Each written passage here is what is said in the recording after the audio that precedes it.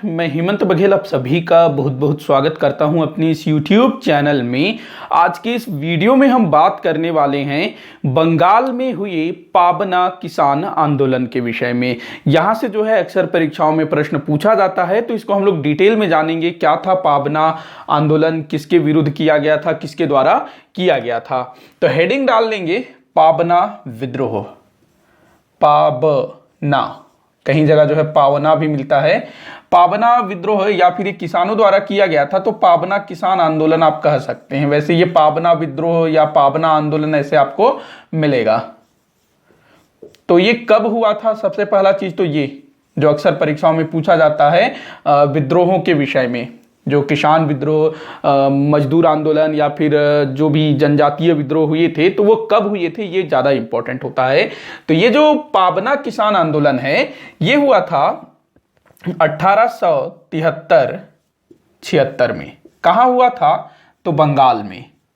देखिएगा, जो बंगाल है वो उस समय, जैसे आज हम लोग देखते हैं बांग्लादेश अलग देश बन गया है, पश्चिम बंगाल है, बिहार है, उड़ीसा है, झारखंड है, असम है, त्रिपुरा है, मेघालय है। तो ये जो सब राज्य है ना, उस समय एक हुआ करता था। मतलब कि बंगाल प्रांत अगर बोला जाए ब्रिटिश भारत में, तो उसके अंतर्गत बिहार, उड़ीसा, झारखंड, असम, पूरा का पूरा बांग्लादेश, ये सब जो है आ जाता था बंगाल प्रांत में। और ये जो पाबना किसान आंदोलन है, ये मुख्यतः पूर्वी बंगाल में हुआ था। पूर्वी बंगाल से तात्पर्य आज का जो आपका जो बांग्लादेश वाला जो एरिया है ना, उस तरफ ये ज्यादा प्रभावित था ये वाला जो आंदोलन है। 1873-76 में हुआ था। अब देखिए, ये जो आंदोलन है किसके विरुद्ध हुआ था? जाहिर सी बात है, उस टाइम पे जितने भी विद्रोह होते थे, चाहे जनजातियों का हो, किसानों का हो, नागरिकों का हो, सैनिकों का हो, राजाओं का हो, वो अंग्रेजों के विरुद्ध होते थे। लेकिन कुछ ऐसे विद्रोह भी हैं जो कि अंग्रेजों के विरुद्ध नहीं किए गए थे, वो भारतीयों के ही विरुद्ध किए गए थे। तो उन्हीं में से एक पाबना किसान आंदोलन भी है। और ये हुआ था बंगाल के जो जमींदार वर्ग है ना, उनके विरुद्ध, जमींदार वर्ग के विरुद्ध, ये जमींदारों के विरुद्ध पाबना किसान आंदोलन हुआ था। देखिए, थोड़ा सा हम लोग पीछे चलते हैं, थोड़ा सा इसके इतिहास को जानते हैं, जमींदारों के इतिहास को, तभी आप लोगों को पाबना आंदोलन समझ में आएगा कि इन लोगों ने विद्रोह क्यों किया था। हम लोग पढ़ चुके हैं सन 1793 में लॉर्ड कॉर्नवालिस जो बंगाल के गवर्नर जनरल थे, तो उसके समय में स्थायी बंदोबस्त व्यवस्था लागू की जाती है। और इस स्थायी बंदोबस्त व्यवस्था के तहत ये जो जमींदार हैं, इनको भूमि का स्वामी मान लिया जाता है स्थायी बंदोबस्त व्यवस्था के अंतर्गत। तो जमींदार जो है वो भूमि का स्वामी होगा। मतलब कि जो खेत हैं, खेत जहां किसान खेती करता है, उस खेत का मालिक कौन होगा? जमींदार होगा। अब देखिएगा, जमींदार खुद हल बैल लेकर के खेत में जाएगा क्या? खेती करने नहीं जाएगा ना, किसान ही खेती करेगा। लेकिन मालिक कौन होगा? जमींदार। और किसान का क्या होगा? किसान अर्थात रैयत। तो ये जो किसान है, ये भूमि का किराएदार बन करके रह गया इस स्थायी बंदोबस्त व्यवस्था के तहत। अब जो जमींदार था वो पूरे भूमि का मालिक है, जमीन का मालिक है, तो वो जो है किसानों को भूमि किराए पर देगा। अब मान लीजिए कि आप किसी प्रॉपर्टी के मालिक हैं, आपके पास मान लो घर है, उसमें बहुत सारे कमरे हैं, आप उसको किराए पर देना चाहते हो। आप चाहते हो उसको अधिक से अधिक दाम पे देना, जितने में आप चाहो उतने में आप दे सकते हो। अगर सामने वाला लेने को तैयार है तो आप दे सकते हो, जितना आपके मन में आए। आप चाहो तो 1000 रुपए में दो, 2000 में दो, 5000 में दो, 10,000 में दो। आप बोल सकते हो मैं भाई 15,000 में दूंगा, 20,000 में दूंगा, ये आपके ऊपर डिपेंड करता है। तो यहां पर भी यही चीज था, जो जमींदार था, चूंकि वो भूमि का स्वामी बना दिया गया था, तो उसके ऊपर था कि वो किसान से कितना किराया लेगा। और नॉर्मली होता ये था कि जो जमींदार है वो किसान से अधिक किराया वसूल करने के चक्कर में रहता था, क्योंकि जमींदार को भी ऊपर फिर अंग्रेजों को देना होता था। तो जो किसान था उसका भयंकर शोषण हुआ इस स्थायी बंदोबस्त के तहत। इसके अलावा किसान को हमेशा एक और चीज का भय लगा रहता था। जो जमींदार, मान लो किसान पर कुपित हो गया किसी भी कारण से, तो जो जमींदार है किसान को उसके भूमि से बेदखल कर सकता है बड़ी आसानी से, और इसमें इसको रोकने वाला कोई नहीं, क्योंकि अंग्रेजों ने तो पूरा अधिकार दे दिया इसको। भाई तुम भूमि के मालिक हो, बाकायदा बोला जाता है कि तुम भूमि के मालिक हो, उसको तुम बेचो, अपने बच्चों को दो, किसी को दान कर दो, किसी को गिफ्ट कर दो, अपने को मतलब नहीं। अपने को मतलब अंग्रेज बोले कि हमको सिर्फ अपना टैक्स से मतलब है, वो हमको बराबर मिलते रहे, तुम जमीन का कुछ भी करो, अपने को नहीं मालूम। तो वो जो है किसान को भूमि से बेदखल भी कर सकता था। अगर मान लो किसान जो है जमींदार और किसान के बीच कुछ मनमुटाव हो गया, जमींदार बोलेगा जब तू निकल यहां से, तेरे को मैं जमीन किराए पे नहीं दूंगा, तो बेचारा किसान कहां जाएगा, अपना गांव छोड़ करके दूसरे जगह जाना पड़ेगा, पलायन करना पड़ेगा।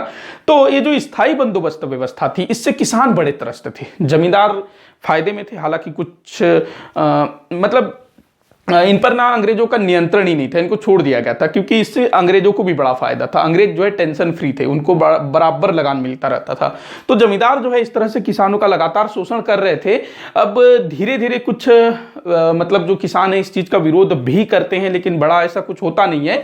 लेकिन आगे चल करके ये जो जमींदारी व्यवस्था अर्थात स्थायी बंदोबस्त, ये 1793 में आया था। तो लगभग इसके 60-70 वर्ष पश्चात 1859 में अंग्रेजों को किसानों की याद आती है कि भाई इनके ऊपर जमींदार जो है बड़ा अत्याचार कर रहे हैं। और वो जो है 1859 में, इस समय भारत का जो वायसराय था लॉर्ड कैनिंग था, तो एक अधिनियम लाया जाता है किसानों को थोड़ा रियायत देने के लिए, बंगाल किराया अधिनियम। बंगाल किराया अधिनियम ये कब लाया गया? 1859 में, किसानों को थोड़ी राहत देने के लिए।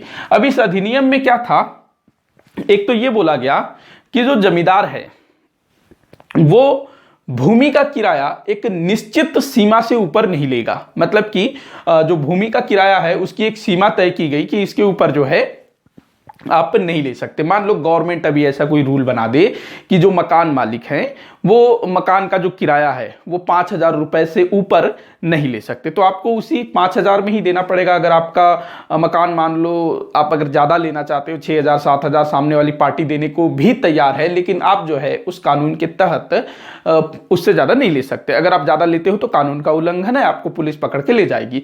तो ऐसा ही तय किया गया, एक सीमा तय की गई, अलग अलग स्थानों के लिए अलग अलग सीमा होती थी।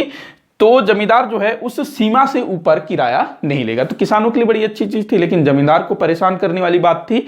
दूसरा बोला गया कि जो किसान लंबे समय से समान किराया देते हुए खेती कर रहा है किसी खेत में, तो वह किसान उस भूमि का मालिक बना दिया जाएगा। ये जो है इस अधिनियम के तहत बोला गया। इसमें ना एक वर्ष भी बताया गया था, 20 वर्ष। अगर 20 वर्ष तक समान किराया देकर किसान किसी भूमि पर, किसी खेत पर खेती कर रहा है, तो उसको उस भूमि का मालिक बना दिया जाएगा, ऐसा इस अधिनियम में बोला गया। इसके अलावा एक चीज और किया गया था कि जो किसानों को हमेशा भूमि से बेदखली का भय बना रहता था ना, कि कभी भी जमींदार जो है उसको बेदखल कर सकता है, तो इसको भी रोकने का प्रयास किया गया। तो किसानों के लिए अच्छी अच्छी चीजें इसमें आई, लेकिन जमींदारों को परेशान करने वाली चीज थी। सबसे बड़ी चीज जो जमींदारों को परेशान कर रही थी कि कोई किसान अगर 20 वर्ष तक किसी भूमि पर समान किराया देते हुए खेती करता है, तो उसको वहां का मालिक बना दिया जाएगा। मतलब इससे जो है मालिक का हक छीन करके किसान को दे दिया जाएगा।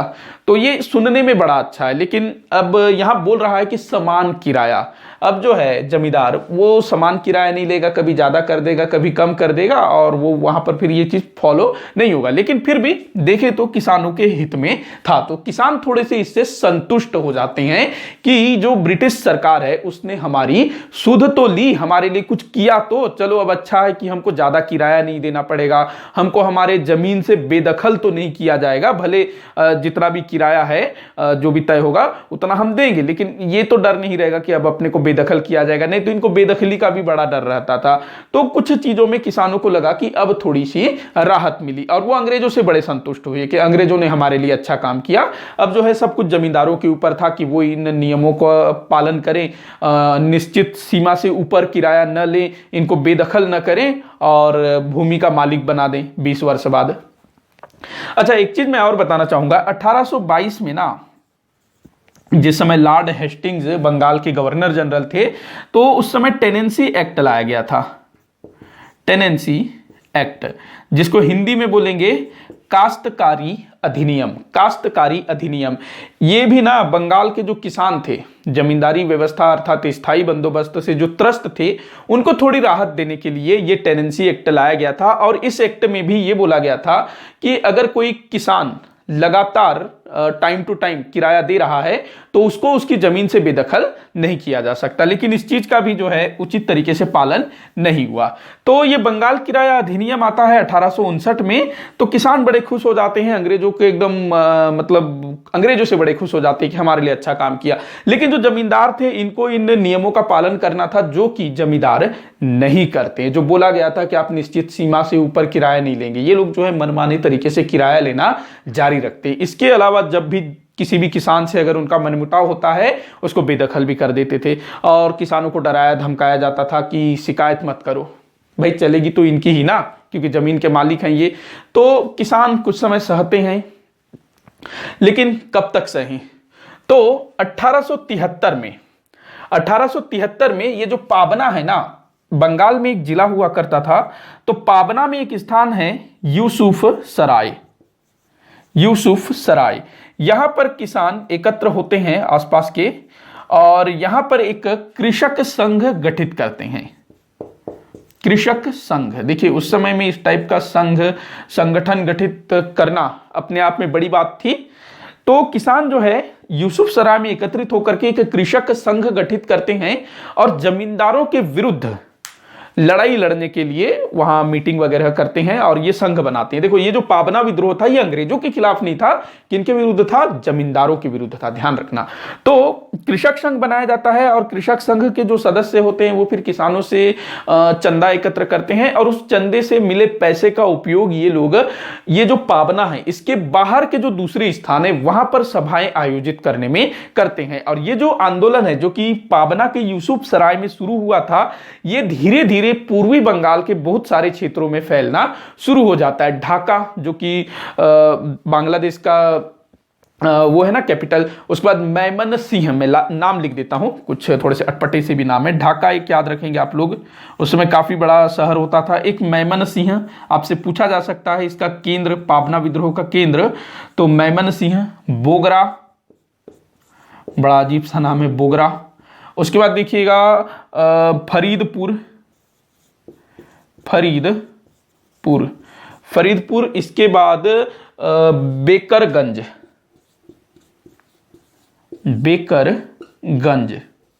आपसे स्थान पूछ सकता है कि ये कहां कहां फैला था। त्रिपुरा जो बांग्लादेश के उस पार है, पहले तो सब एक हुआ करता था बांग्लादेश सब।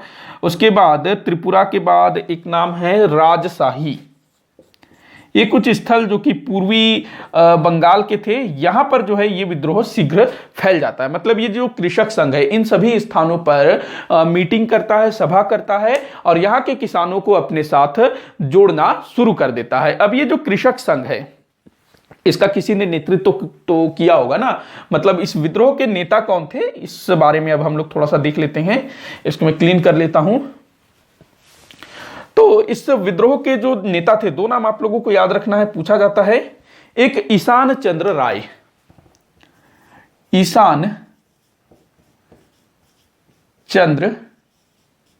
राय, दूसरा नाम याद रखेंगे शंभूपाल। शंभूनाथ होता है लेकिन यहां पाल है। तो ये दो नेतृत्व करता थे। अच्छा, एक और चीज ध्यान रखेंगे, ये जो विद्रोह हुआ था ना पाबना किसान आंदोलन, तो यहां पर जो जमींदार थे अधिकतर हिंदू थे। जमींदारों में अधिकतर जमींदार हिंदू थे और जो आंदोलनकारी थे उनमें अधिकतर मुसलमान जो किसान थे। लेकिन यहां पर आप देख रहे हैं जो नेतृत्व करने वाले हैं वो हिंदू हैं, हिंदू नाम है ना ये सब। लेकिन किसानों में अधिकतर किसान जो है मुसलमान थे और जमींदारों में अधिकतर जमींदार जो है हिंदू थे। तो ये भी आप लोग ध्यान में रखिएगा, कभी भी पूछा जा सकता है। अभी इन किसानों की मांग क्या थी, मतलब ये लोग किस लिए लड़ रहे थे, जो मैंने बताया उन्हीं चीजों के लिए। तो इन्होंने ये जो कृषक संघ बनाया गया था यूसुफ सराय में, तो उस कृषक संघ के माध्यम से इन किसानों ने सबसे पहला काम तो ये किया कि जो किराया ये लोग देते थे, जो लगान ये लोग अदा कर रहे थे, उसको बंद कर दिया, किराया देना बंद कर दिया जमींदारों को। ये इन्होंने सबसे पहला काम किया। उसके बाद अपनी मांगे रखना शुरू की। जो सबसे पहली मांग थी वो था भूमि की पैमाइश में परिवर्तन, भूमि को जो मापा जाता है ना, उसको जो मापा जाता है तो उसके तरीके में परिवर्तन करने को बोला गया कि भूमि की पैमाइश में परिवर्तन करिए। दूसरा बोला गया अनौपचारिक करों को खत्म करो। ये जो किसान थे जमींदार को किराया देते थे, साथ ही साथ अलग अलग कई तरह के कर भी इनको देना पड़ता था, तो इन्होंने बोला कि भाई अनौपचारिक करों को समाप्त करो। तीसरा चीज बोला कि जो किराया है, भूमि का जो किराया है अर्थात लगान, उसको कम करो। तो ये 3 मांगे थी किसानों की, तो ये चीजें थी। इसके बाद अगला जो आपको इसमें ध्यान रखना है, जो आपसे पूछा जा सकता है, इस समय बंगाल के गवर्नर थे कैंपबेल, बंगाल के लेफ्टिनेंट गवर्नर। ये वही कैंपबेल है जो 1857 की क्रांति में लखनऊ और कानपुर में विद्रोह का दमन करने के लिए गया हुआ था। कैंपबेल, कोलिन कैंपबेल इसका नाम, कोलिन, सामने कोलिन आप चाहो तो लगा सकते हो, कोलिन कैंपबेल। तो ये इस समय बंगाल का गवर्नर था, लेफ्टिनेंट गवर्नर। अच्छा, ये जो लेफ्टिनेंट गवर्नर है ना, इसके बारे में मैंने आप लोगों को बताया था जब हम लोग डलहौजी के बारे में पढ़ रहे थे। लेफ्टिनेंट गवर्नर ये जो पद है 1853 में सृजित किया गया था। पहले नहीं तो बंगाल का जो गवर्नर जनरल होता था, बंगाल का गवर्नर जनरल या भारत का गवर्नर जनरल, वही बंगाल को भी संभालता था। लेकिन डलहौजी के टाइम पर ना उसका जो क्षेत्र है ब्रिटिश ईस्ट इंडिया कंपनी का बहुत ज्यादा बढ़ गया, क्योंकि पंजाब को भी जीत लिया गया, अवध, नागपुर, झांसी, सतारा, काफी सारे नए नए क्षेत्र जो है जीत करके ब्रिटिश ईस्ट इंडिया कंपनी के क्षेत्र में मिला लिया गया। तो जो गवर्नर जनरल था उसका जो कार्यभार था बहुत ज्यादा बढ़ गया, तो उसको जो है पूरे भारत को भी देखना था प्लस बंगाल को भी देखना था, तो समस्या हो रही थी, उसको टाइम नहीं मिल पा रहा था। तो ऐसे में 1853 का जो चार्टर एक्ट आया था ना, तो उसमें लेफ्टिनेंट गवर्नर के पद को सृजित किया गया।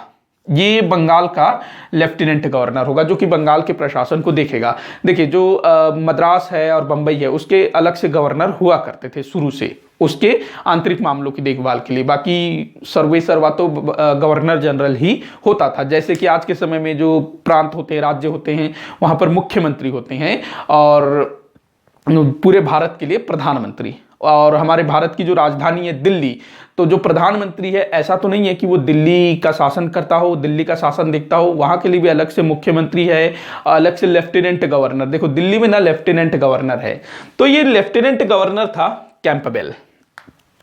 तो ये क्या करता है कैंपबेल, देखिएगा बड़ा मजेदार है। जो कैंपबेल है उसने पाबना किसान आंदोलनकारियों का समर्थन किया, इनकी मांगों को जायज ठहराया। क्योंकि देखो जो किसान थे वो अंग्रेजों के खिलाफ तो नहीं लड़ रहे थे, इसीलिए इसको थोड़ा सा बल मिला होगा और ये यहां पर किसानों का साथ देता है। लेकिन ना जो अंग्रेज थे वो जमींदारों को भी नाराज नहीं करना चाहते थे, ये चीज भी आप लोगों को ध्यान में रखना होगा। इसी कारण से ना इस वाले आंदोलन में ऐसा नहीं है कि जमींदारों को बिल्कुल सजाएं दी गई होगी, ऐसा नहीं था। तो जो कैंपबेल था, जो अंग्रेज थे, वो जमींदारों को भी नाराज नहीं करना चाहते थे, लेकिन इसने जो है किसानों के मांगों को जायज भी ठहराया था। क्योंकि जो अंग्रेज थे भाई उन्होंने तो अपना काम किया, 1859 में बंगाल किराया अधिनियम लाया किसानों के हित में, लेकिन जो जमींदार थे उन्होंने ही उसका पालन नहीं किया ना, तो यहां पर इसने समर्थन किया। अच्छा, जो पाबना किसान आंदोलनकारी थे ना, इन्होंने एक नारा दिया था, बड़ा मजेदार नारा है। क्या नारा था? इन्होंने बोला कि हम, मतलब किसान, हम महामहिम महारानी के और केवल उन्हीं के रैयत होना चाहते हैं, रैयत होना चाहते हैं। अब इस वाक्य को आप लोग समझिएगा, एक बार तो ध्यान से इसको आप लोग पढ़ लीजिएगा, सुन लीजिएगा, मैं बोलता हूं। किसान बोल रहे हैं, जो पाबना आंदोलनकारी किसान थे, उन्होंने बोला, नारा दिया कि हम महामहिम महारानी के और केवल उन्हीं के रैयत होना चाहते हैं। इसका मतलब क्या है देखिएगा, यहां पर जो महामहिम महारानी है, इससे तात्पर्य है ब्रिटेन की महारानी, जो कि उस समय विक्टोरिया थी ना, ब्रिटेन की महारानी विक्टोरिया, तो ये हो गई वो। उसके बाद बोल रहा है केवल उन्हीं के रैयत होना चाहती है। रैयत का मतलब होता है, एक तो मतलब निकलता है किसान, रैयत का मतलब क्या निकलेगा? एक किसान। दूसरा अर्थ इसका निकलेगा प्रजा। तो किसान यहां पर बोल रहे हैं कि हम जो हैं ब्रिटेन की महारानी के केवल उन्हीं के प्रजा होना चाहते हैं। मतलब किसानों का यहां पर यह कहना है, अगर आप इस वाक्य को विस्तार से समझे तो किसान ये बोल रहे हैं कि हम जो हैं अपने आप को ब्रिटेन की महारानी विक्टोरिया के संरक्षण में सुरक्षित महसूस करते हैं। तो हम जो है उन्हीं की प्रजा होना चाहते हैं, हमारे ऊपर किसी और का शासन नहीं होना चाहिए। तो यहां पर क्या हो रहा था, जो जमींदार है उनके रहमो कर्मों पर छोड़ दिया गया है।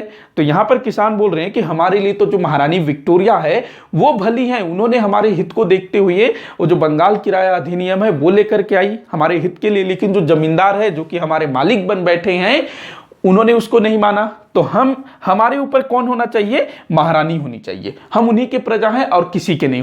उन्हीं के संरक्षण में, उन्हीं के राजत्व में हम सुरक्षित हैं और किसी के में हम सुरक्षित नहीं है। तो इस तरह का कुछ ये जो किसान है, रैयत है, ये यहां पर बोलते हैं, नारा देते हैं। तो इस चीज को आप लोग ध्यान रखेंगे, आपसे कभी भी पूछा जा सकता है। लेफ्टिनेंट गवर्नर भी आपसे पूछा जा सकता है। इसके बाद देखिएगा, उस समय बंगाल के जो कुछ बुद्धिजीवी वर्ग थे, जैसे कि बंकिम चंद्र चट्टोपाध्याय, जिन्होंने आनंद मठ उपन्यास लिखा था ना सन्यासी विद्रोह पर, और वहीं से भारत का राष्ट्रगीत वंदे मातरम भी लिया गया है, आनंद मठ में ही उल्लेखित है।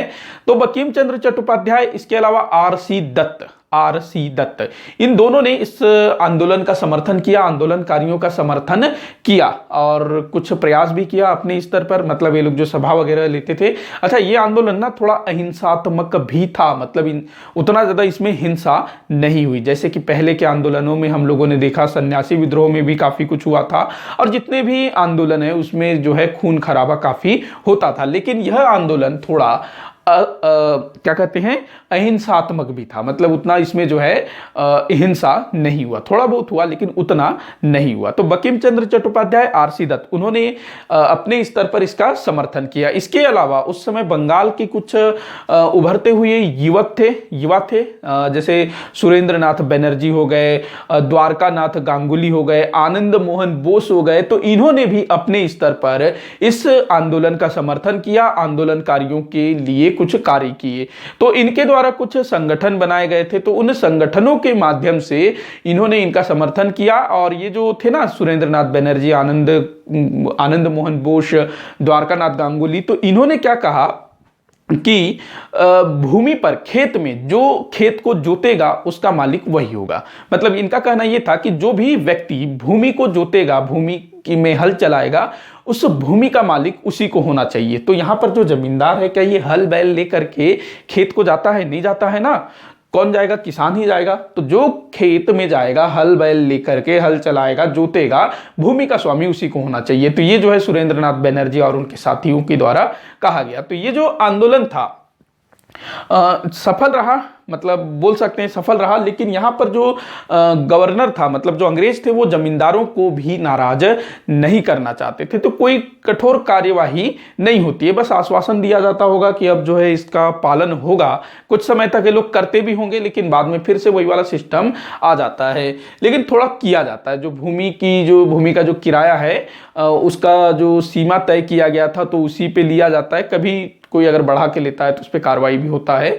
और भूमि की बेदखली ये थोड़ी कम हो जाती है, मतलब किसान को जो है उसके भूमि से बेदखल नहीं किया जाता। बाकी जो बोला गया कि भूमि का मालिक बना दिया जाएगा, तो उसमें कुछ शर्तें थी, जैसे कि 20 वर्ष तक समान किराए पर अगर कोई किसान खेती करता है तो उसको उस भूमि का स्वामी मान लिया जाएगा। अब किराया लेना जमींदार के ऊपर है।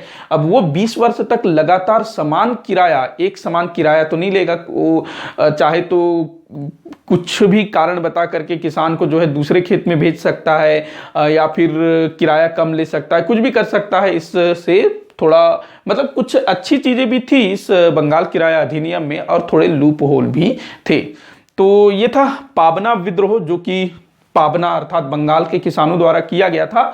और मजेदार बात मुझे इसमें ये वाली लगी कि इन्होंने जो बोला ना कि हम महामहिम महारानी के और केवल उन्हीं के रैयत होना चाहते हैं। मतलब एक तरह से इन्होंने इनको मतलब किसानों को ब्रिटिश संरक्षण में ज्यादा अपने आप को सुरक्षित महसूस कर रहे थे। और सही भी है, जो जमींदार थे बहुत ज्यादा अत्याचार करते थे इनके ऊपर। इनको लगा कि भाई इससे अच्छा तो हमारे ऊपर अंग्रेजों का ही शासन रहे, जमींदारों को हटा दो, सीधा जो है अंग्रेज वो हमसे कर लेने आए। हालांकि ये चीज भी जो है ना काफी जो मद्रास है वहां पर जमींदारी प्रथा लागू नहीं की गई थी, वहां पर रैयतवाड़ी व्यवस्था लागू की गई थी मद्रास में। तो वहां क्या होता था, जो किसान है रैयत है उसको भूमि का स्वामी मान लिया गया था। तो आप लोगों को लगेगा कि वहां के जो किसान थे वो लोग बड़े अच्छे रहे होंगे, मतलब वो सुख में रहे होंगे। नहीं, ऐसा नहीं है। वहां पर जो लगान की दरें थी वो निश्चित होती थी, क्योंकि जो अंग्रेज हैं वो सीधे किसान से लगान लेते थे, लेकिन जो लगान वसूली का जो तरीका था वो बड़ा कठोर होता था। चाहे फसल हो या न हो, आपको लगान देना ही पड़ेगा। तो जो अंग्रेज कर्मचारी जो लगान देने आते थे वो किसानों का बड़ा उत्पीड़न करते थे, उन पर अत्याचार करते थे, जोर जबरदस्ती करके उनसे लगान लेते थे। तो मद्रास के किसान क्या करते थे, बड़े बड़े साहूकारों के पास जाते, पैसा उधार लेकर के अपना लगान चुकाते थे। मतलब किसान ना चाहे भूमि का मालिक हो या भूमि का किराएदार हो या कुछ भी हो, किसान का शोषण होना तय है। आज भी आप लोग देखिएगा किसान को तमाम तरह की सुविधाएं दी गई है, लेकिन कई सारी सुविधाएं उन तक पहुंचती नहीं है, उनके लिए योजनाएं बनाई जाती है जो पहुंचती नहीं है। मतलब किसान आज भी शोषित है। अभी कुछ दिन पहले किसान आंदोलन हुआ था ना दिल्ली में, पूरे किसान एकत्रित हुए थे। तो किसान आज भी शोषित है, उत्पीड़ित है, अत्याचार उस पर आज भी जारी है। तो ये था पाबना आंदोलन। तो आज का जो वीडियो है यहीं पर समाप्त होता है। आप लोग मुझे कमेंट करके बताइएगा कि आज का टॉपिक आप लोगों को कैसा लगा, और कोई भी आप लोगों के सुझाव हो या फिर कोई भी डाउट हो, या आप लोगों को लगता है कि मेरे द्वारा दी गई जानकारी में से कुछ भी कहीं भी मिस्टेक है तो मुझे जरूर बताइएगा, ताकि मैं उसको सुधार सकूं। वीडियो को जितना हो सके उतना आप शेयर कर दीजिएगा, वीडियो को लाइक करिएगा, चैनल को सब्सक्राइब करिएगा। वीडियो को आखिर तक देखने के लिए बहुत बहुत धन्यवाद।